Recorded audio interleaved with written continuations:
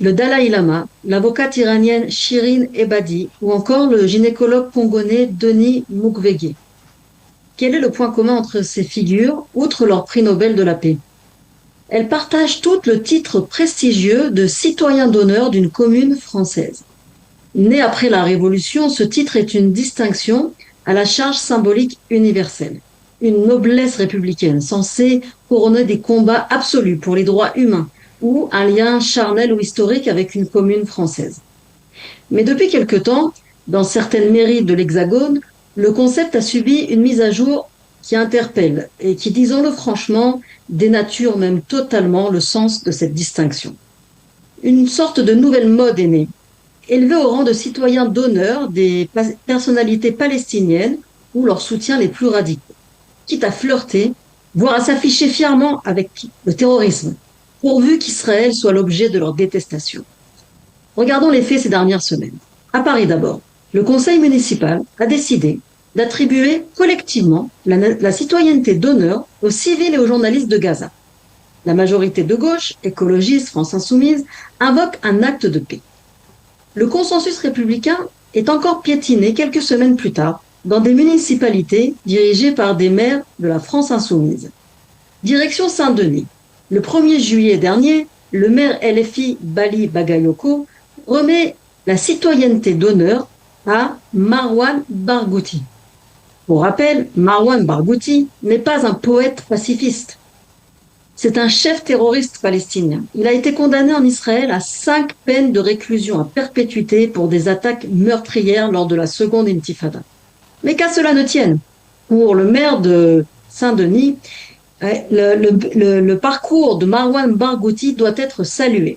Et en présence de l'épouse du terroriste, il lui remet cette citoyenneté d'honneur et hisse le drapeau palestinien sur le fronton de la mairie. Un hommage officiel au nom de la République française à un homme qui a du sang sur les mains. Quelques jours plus tard, rebelote à la Courneuve. Le maire, là aussi France Insoumise, Ali Diawara, y élève l'eurodéputée Rima Hassan au rang de citoyenne d'honneur, célébrant, selon ses propos, son combat pour le droit international.